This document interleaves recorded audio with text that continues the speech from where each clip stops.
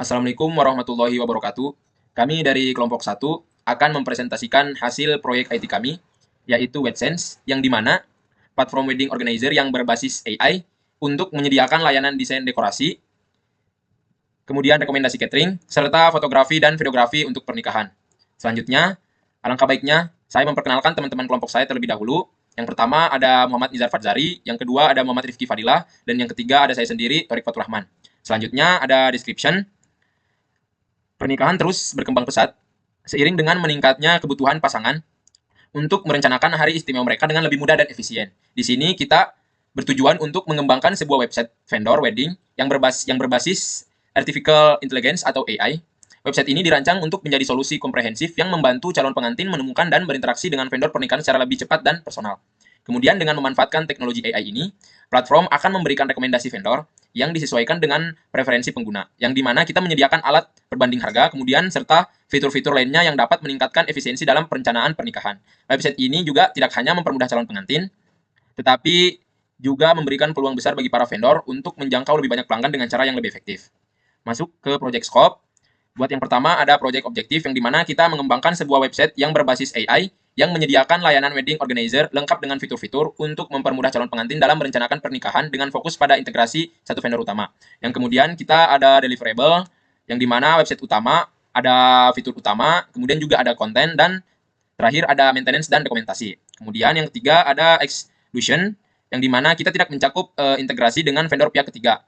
Kemudian juga tidak mencakup layanan offline seperti penyewaan lokasi acara. Kemudian juga ada constraints yang dimana proyek harus selesai dalam 3 bulan, budget maksimum sekitar 100 juta, penggunaan teknologi yang efisien dan sesuai untuk AI, contoh model machine learning dan pre-trained. Kemudian ada asumsi data awal atau preferensi pengguna akan disediakan oleh pengguna saat registrasi satu vendor utama bersedia bekerja sama eksklusif dan memberikan akses data terkait layanan mereka. Penggunaan memiliki akses ke perangkat dengan internet stabil untuk menggunakan layanan ini. Next, ada WBS atau Work Breakdown Structure. Yang pertama, kita ada website vendor wedding. Ada 3 komponen utama yang akan saya jabarkan, yaitu invitation, ada catering, dan ada decoration dan venue. Buat sub invitation itu ada AI based invitation design suggestion, kemudian ada invitation vendor machine, kemudian ada digital innovation and RSVP system. Kemudian sub catering ada AI based menu suggestion, kemudian ada custom menu option, dan terakhir ada cost estimasi for catering atau estimasi buat catering. Kemudian dekorasi dan venue kita ada all based theme suggestion, kemudian ada 3D venue visualization, dan terakhir juga ada customization option for decoration. Kemudian next lanjut ke list activity dan detail schedule. Di sini kita ada 3 komponen utama, ada key milestone, kemudian ada deskripsinya, kemudian ada tanggal memulai proyeknya, kemudian selesai proyek tersebut. Nah, untuk yang key milestone yang pertama ada riset dan analisis kebutuhan. Kemudian buat description-nya, identifikasi kebutuhan pengguna website vendor wedding dan analisis fitur AI. Kita memulai proyeknya di tanggal 19 Januari 2024 dan selesainya di tanggal 28 bulan 1 2024. Kemudian ada desain, di mana buat description-nya membuat wireframe dan mencakup menggunakan alat desain seperti Figma atau Adobe XD. Kemudian kita memulainya di tanggal 29 bulan Januari 2024 dan selesainya di tanggal 11 bulan Februari tahun 2024. Kemudian yang ketiga kita ada registrasi domain dan hosting, di mana buat description-nya kita mendaftarkan domain atau website seperti .com dan ID dan setup hosting website. Yang dimana kita memulai proyeknya di tanggal 12 bulan Februari tahun 2024 dan selesainya di tanggal 14 Februari di tahun 2024. Kemudian yang keempat ada instalasi CMS, di mana instalasi CMS atau WordPress dan marketplace untuk wedding vendor. Kita memulai proyeknya di tanggal 15 bulan Februari tahun 2024 dan kita selesainya di tanggal 21 Februari tahun 2024. Kemudian buat konfigurasi fitur utama, buat di description-nya kita menyesuaikan fitur AI seperti pencocokan vendor, kemudian saran desain, dan terakhir ada RCV system.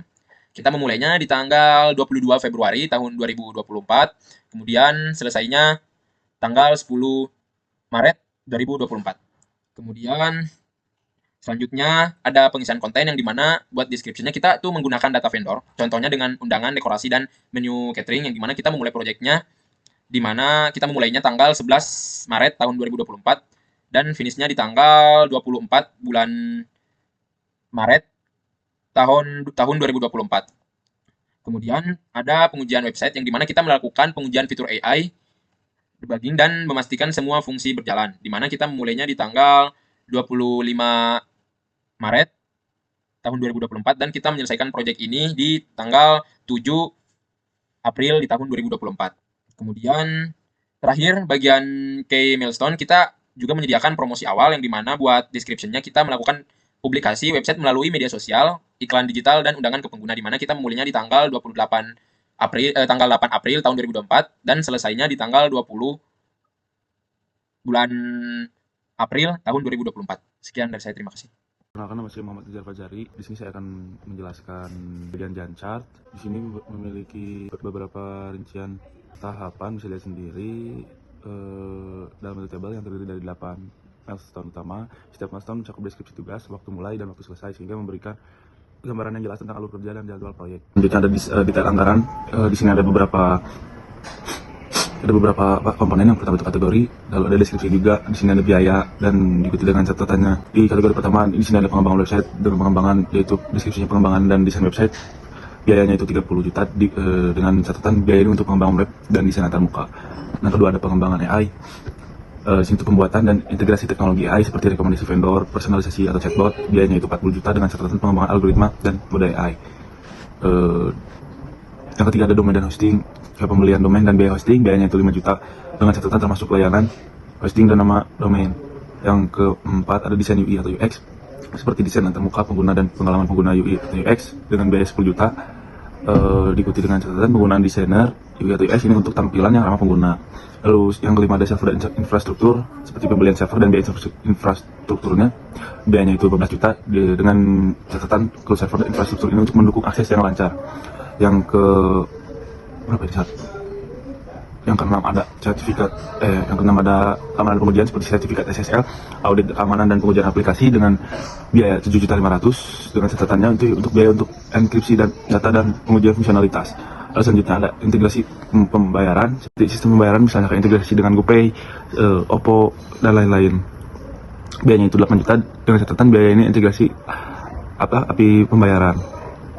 Kategori selanjutnya itu ada konten dan pemasaran dengan seperti pembelian konten untuk biaya promosi, ADS, SEO dan lain-lain dengan biaya 10 juta diikuti dengan catatan ini untuk iklan digital dan optimasi SEO. Kategori selanjutnya ada lisensi software dan tools. Ini seperti biaya lisensi untuk software yang digunakan. Nah, biayanya itu 5 juta dengan catatan lisensi software pengembangan dan alat analisis AI. Yang selanjutnya ada pemeliharaan dan dukungan. Ini kayak pemeliharaan website dan dukungan teknis selama 6 bulan, biayanya 10 juta dengan catatan biaya ini dukungan teknis dan pembaruan website. Lalu ada di kategori selanjutnya ada penyusunan konten AI seperti mengumpulkan dan penyusun data untuk mode AI, biayanya 6 juta dengan catatan biaya untuk pengumpulan data yang digunakan dalam AI. Kontingensi, lalu kategori selanjutnya ada kontingensi seperti cadangan untuk pengeluaran tak terduga, biayanya itu 4 juta dengan catatan pengeluaran darurat atau tambahan. Selanjutnya ada project resource. Di project resource itu ada di komponen pertamanya ada support resource seperti server hosting, infrastructure cloud, AI tools, framework, software development tools. Lalu ada content management system, CMS, payment atau payment gateway integration. Nah, itu di bagian support resource. Kemudian resource-nya kita ada project manager atau PM, business analyst, AI developer, web developer, UI atau UX designer, content writer, dan juga marketing spesialis. Di projectnya ya kelompok kita sendiri itu ada Taufik Faturman Ali, Muhammad Riki Fadila, dan saya sendiri Muhammad Rizal Fajari. Di sini saya akan menjelaskan quality manajemennya. Terdapat 3 komponen yaitu teknik, deskripsi, dan frekuensi. Yang pertama ada review. Di sini tuh proses di mana anggota tim proyek meninjau pekerjaan sesama lain untuk meningkatkan tingkat kualitas hasil kerja. Ini juga membantu ya dalam mengidentifikasi masalah kualitas lebih awal dalam fase eksekusi proyek sehingga dapat diselesaikan tepat waktu. Di sini tuh frekuensinya itu setelah penyelesaian tugas utama dalam proyeknya. Yang kedua ada deliverable review. Di situ melibatkan tinjauan rencana secara formal oleh staf proyek internal untuk memastikan hasil yang diberikan sesuai dengan desain yang telah ditentukan. Misalnya memastikan akurasi AI, visualisasi 3D dan fungsi RSVP sesuai dengan spesifikasi. Frekuensinya itu ini di akhir setiap fase pengiriman utama. Lalu Di teknik berikutnya ada dokumentasi review. Di sini itu melakukan tinjauan rutin terhadap semua dokumentasi manajemen proyek untuk memastikan bahwa dokumentasi lengkap, akurat, sesuai dengan standar proyek. Misalnya itu dokumen persyaratan desain atau juga pedoman proyek. Frekuensinya itu ini setiap 2 minggu atau setelah perubahan besar. Yang terakhir itu ada stage gate review. Ini tuh dimana tinjauan formal pada akhir setiap tonggak proyek utama untuk menilai semua kegiatan dan hasil yang telah diselesaikan. Juga mendapatkan persetujuan dari sponsor proyek untuk melanjutkan ke fase berikutnya. Dan frekuensinya itu di akhir setiap tonggak utama proyek. Saya Muhammad Rifki Fadil Mubarok. Di sini saya akan menjelaskan yang pertama adalah project risk. Risiko yang pertama adalah kegagalan sistem pada saat puncak permintaan, misalnya saat musim pernikahan dapat menyebabkan calon pengantin tidak dapat mengakses layanan dan sehingga bisa merusak reputasi dan kehilangan pelanggan. Di sini mitigasinya adalah melakukan evaluasi dan penyegaran algoritma secara berkala. Lalu yang kedua adalah keterlambatan dalam peluncuran fitur baru, pembaruan website yang dapat membuat vendor kehilangan kepercayaan pelanggan. Di sini mitigasinya adalah melakukan pengujian untuk membandingkan performa algoritma yang berbeda dan memantau umpan balik pengguna secara berkala. Lalu yang ketiga adalah membengkakkan biaya pengembangan yang dapat menghambat pertumbuhan bisnis dan mengurangi profitabilitas. Di sini mitigasinya adalah dengan menerapkan enkripsi yang kuat dan melakukan audit keamanan secara berkala dan memberikan pelatihan keamanan kepada tim.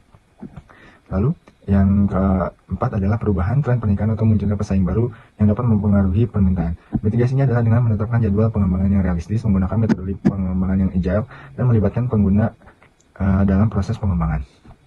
Lalu yang terakhir adalah perubahan teknologi atau regulasi yang berkaitan dengan keamanan yang dapat memaksa vendor untuk melakukan investasi tambahan.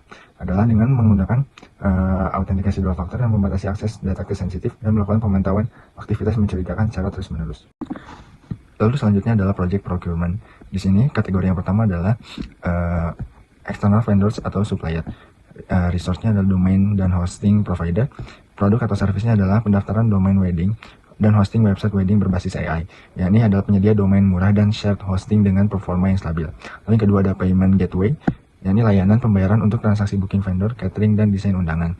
Ini adalah penyedia sistem pembayaran yang terpercaya. Lalu yang kedua adalah AI tools and service. Di sini produknya adalah integrasi AI untuk memvisualisasikan 2 dimensi atau 3 dimensi dekorasi dan rekomendasi vendor, catering, serta desain undangan.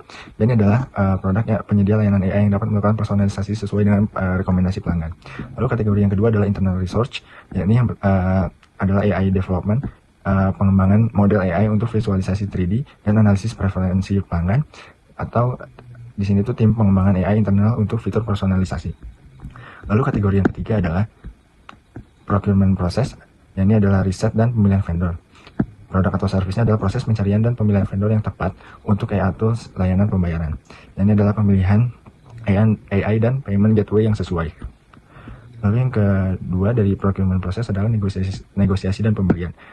Negosiasi di sini adalah negosiasi harga dan layanan dengan vendor AI, hosting, and payment gateway. Lalu yang ketiga adalah kontrak dan pembayaran. Ini adalah penyelesaian kontrak dan pembayaran setelah integrasi AI dan setup website. Ini adalah pembayaran yang dilakukan setelah integrasi AI dan setup selesai. Lalu dalam kategori special requirement ada pemilihan sistem pembayaran. Ini sistem pembayaran yang mudah digunakan dan aman untuk transaksi wedding service. Lalu yang terakhir adalah ketersediaan server yang dapat menangani lonjakan trafik saat puncak transaksi dan visualisasi AI. Di sini ini menyediakan server yang stabil dan scalable untuk website wedding berbasis AI. Lalu yang terakhir adalah stakeholder. Stakeholder yang pertama adalah wedding vendors itu sendiri. Perannya adalah penyedia layanan seperti dekorasi, catering, dan desain undangan fotografi. Tanggung jawabnya adalah menyediakan layanan-layanan yang tadi saya sebutkan untuk calon pengantin itu sendiri. Lalu stakeholder yang kedua adalah AI development team. Di sini peran mereka adalah tim pengembang sistem AI untuk memvisualisasikan 2 dimensi atau 3 dimensi rekomendasi yang diinginkan oleh pelanggan. Tanggung jawabnya adalah mengembangkan teknologi untuk visualisasi pernikahan dan algoritma rekomendasi. Lalu yang ketiga adalah project manager. Perannya adalah manajer project yang mengelola anggaran, jadwal, dan sumber daya.